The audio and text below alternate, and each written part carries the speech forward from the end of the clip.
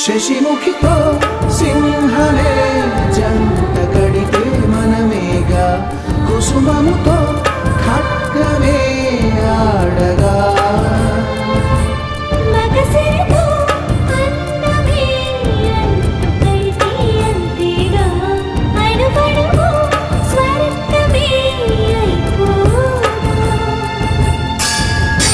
శాసనాలు ఆపచాలని తాపముందిగా